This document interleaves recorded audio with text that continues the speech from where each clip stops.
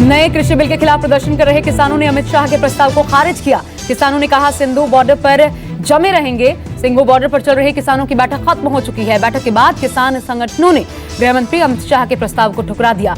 यानी किसान अब दिल्ली हरियाणा के सिंघू बॉर्डर से बुराड़ी के निरंकारी समागम मैदान में नहीं जाएंगे। किसानों ने कहा है कि उनका प्रदर्शन सिंघू बॉर्डर पर ही जारी रहेगा। अमित शाह ने शनिवार को किसानों से बातचीत पर सहमति जताई थी। अमित शाह ने कहा था कि 3 दिसंबर से पहले वो खुद किसानों से बात करने को तैयार हैं। बिल को लेकर जो भी शंकाएं हैं, किसानों की जो भी मांगे हैं, उसे सुना जाएगा, पर किसान पहले बॉर्डर से हटें और तय जगह पर प्रदर्शन करें। अमित शाह ने यह भी कहा कि सरकार नहीं चाहती है कि देश के अन्नदाता ठंड में खुली सड़क पर रहें और ट्रैक्टर ट्रॉली पर सोएं। किसानों के आंदोलन को लेकर सियासत तेज हो गई है। शिवसेना प्रवक्ता संजय राउत ने कहा, जिस तरह से किसानों को दिल्ली में आने से रोका गया, ऐसा लगता है कि वे देश के किसान नहीं बल्कि बाहर के किसान हैं। किसानों के साथ आतंकवादियों जैसा बर्ताव किया गया। इस तरह का बर्ताव करना देश के किसानों का अपमान करना है।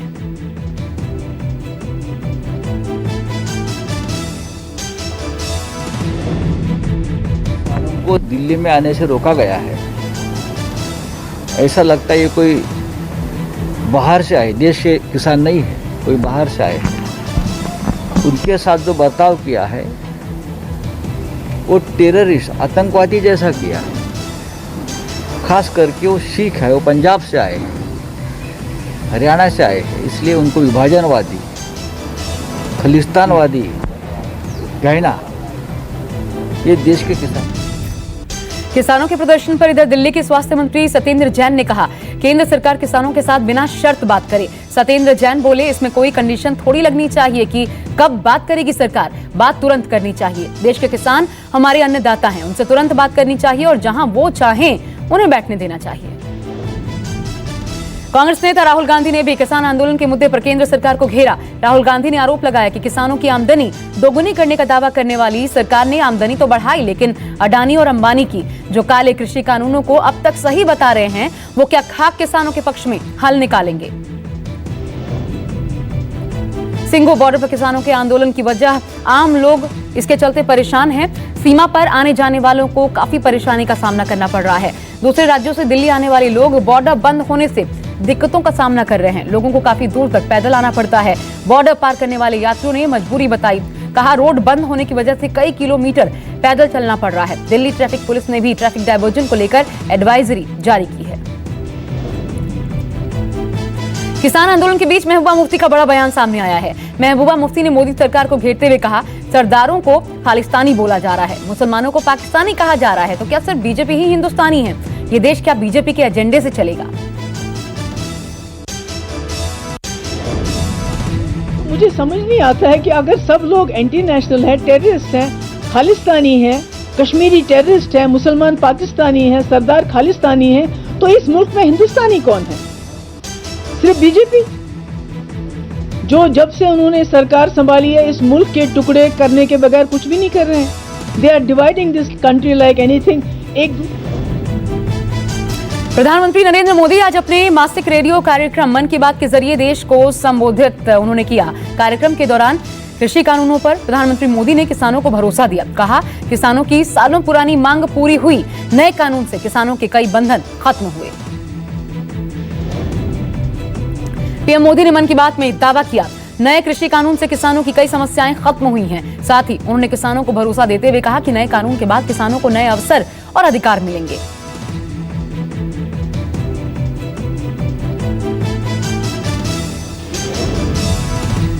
वर्षों से किसानों की जो मांग थी, जिन मांगों को पूरा करने के लिए किसी न किसी समय में हर राजनीतिक दल ने उनसे वायदा किया था, वो मांगे पूरी हुई है। काफी विचार विमर्श के बाद भारत की संसद ने कृषि सुधारों को कानूनी स्वरूप दिया। ओवैसी के गढ़ हैदराबाद की सियासी पिच पर अमित शाह उतर गए हैं। अमित शाह ने निकाय चुनाव प्रचार के अंतिम दिन रोड शो भी किया। आज और हैदराबाद में रोड शो के दौरान अमित शाह पर फूलों की बरसात की गई। बीजेपी ने हैदराबाद निकाय चुनाव में अपनी पूरी ताकत झोंक दी है। रोड शो से पहले अमित शाह ने हैदराबाद के भाग्य लक्ष्मी मंदिर में जाकर पूजा और आरती भी की। हैदराबाद निकाय के 150 सीटों पर होने वाले चुनाव के लिए 1 दिसंबर को मतदान होंगे, जबकि मतगणना 4 दिसंबर को होगी।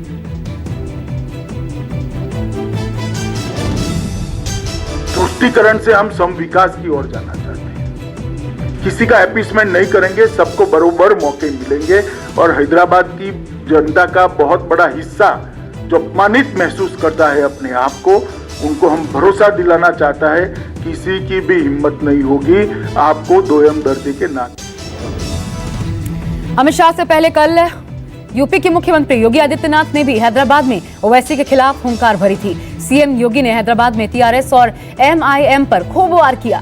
सीएम योगी ने तो हैदराबाद का नाम बदलने तक की मांग कर डाली। सीएम योगी ने कहा हैदराबाद का नाम बदलकर भाग्यनगर रखने की जरूरत है। योगी ने कहा फैजाबाद का नाम बदलकर अगर अयोध्या, इलाहाबाद का नाम बदलकर प्रयागराज हो सकता है तो हैदराबाद का पुराना नाम भाग्यनगर क्यों नहीं हो सकता। हैदराबाद निकाय चुनाव के लिए उतरे बीजेपी के दिग्गज नेताओं पर एआईएमआईएम प्रमुख असदुद्दीन ओवैसी ने तंज कसा है।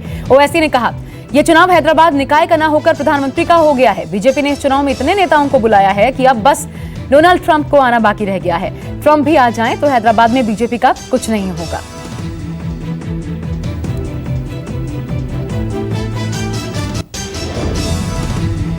बरेली में दर्ज हुई लव जिहाद को लेकर पहली एफआईआर। आपको बता दें कि कानून बनने के बाद यूपी के बरेली में ये पहली एफआईआर है। लव जिहाद के आरोप में धर्म परिवर्तन प्रतिषेध अधिनियम 3/5 की धारा में मुकदमा दर्ज किया गया है। आरोपी पर जबरन धर्मांतरण करने का दबाव बनाने का आरोप है। फिलहाल आरोपी फरार है। पुलिस जांच में जुटी है। दिल्ली में कोरोना संक्रमण को लेकर लगातार टेस्टिंग बढ़ाई जा रही है। पिछले 24 घंटे में तकरीबन 69,000 लोगों का कोरोना टेस्ट किया गया।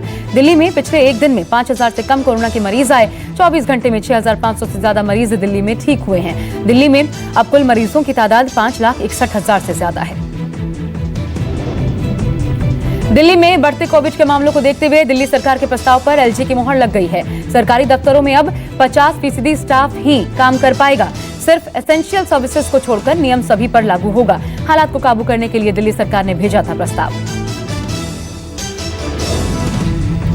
देश में अब कुल एक्टिव केस 4,54,000 हो गए हैं। 24 घंटे में 900 से ज्यादा एक्टिव केस घटे हैं। कुल संक्रमितों का आंकड़ा 94 लाख के करीब पहुंच गया है। राहत की बात हालांकि ये है कि 94 लाख में से 88 लाख लोगों ने कोरोना को मात भी दी है।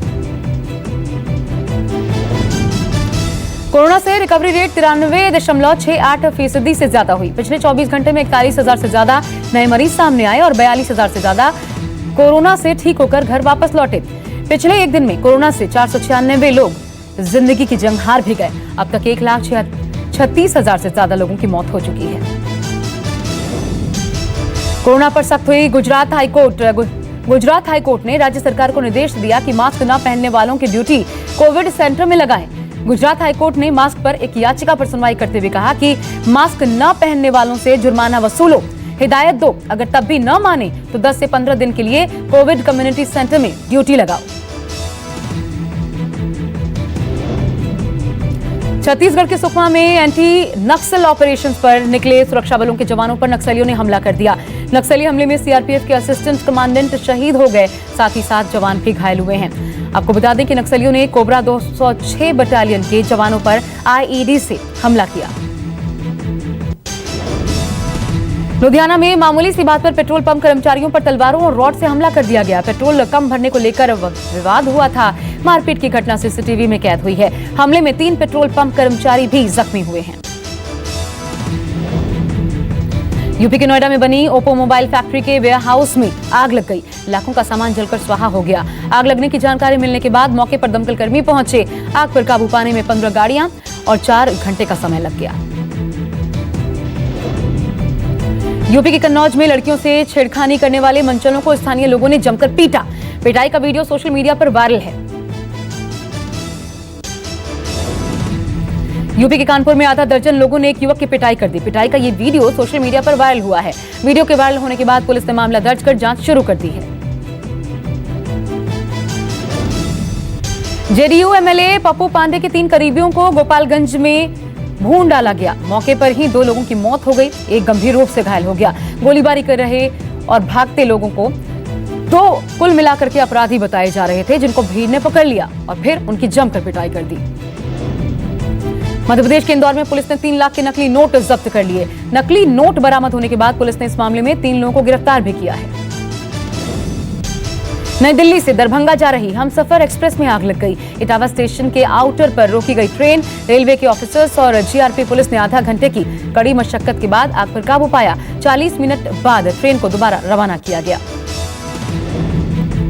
आंध्र प्रदेश के चित्तूर में 60 साल की महिला नदी की तेज धार में फंस गई। कड़ी मशक्कत के बाद स्थानीय लोगों ने डूबती महिला को बचाया।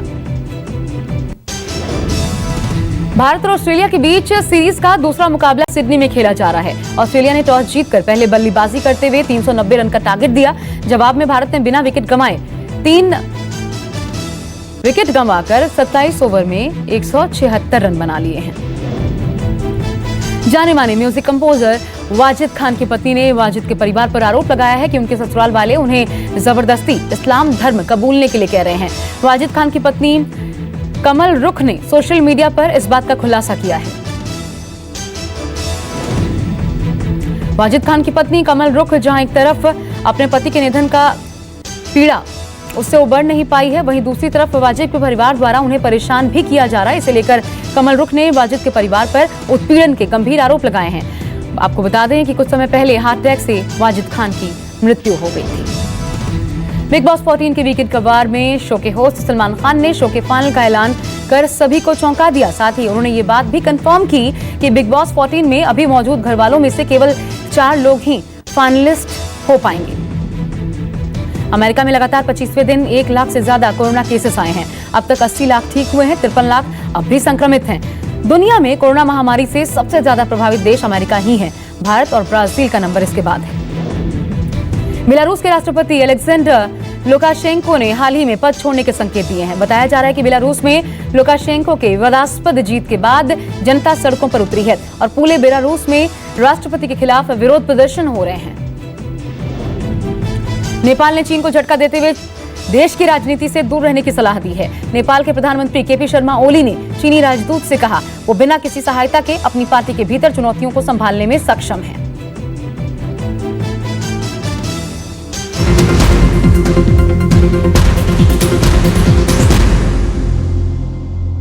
नमस्कार, मैं हूं मानक गुप्ता। अगर आपको हमारा ये वीडियो पसंद आया हो तो इसे लाइक और शेयर जरूर करें और हाँ, हमें सब्सक्राइब और फॉलो करना ना भूलें ताकि आप देश और दुनिया की कोई खबर मिस ना करें। चाहे कोई ब्रेकिंग न्यूज हो या कोरोना वायरस से जुड़ी कोई भी अपडेट, पॉलिटिक्स हो या आपकी जेब से जुड़ी कोई खबर, इलेक्शन की कोई न्यूज हो, कोई कंट्रोवर्सी हो या फिर कोई वायरल वीडियो, सब कुछ मिलेगा न्यूज़ 24 पर। तो जुड़े रहिए हमारे साथ और देखते रहिए न्यूज़ 24।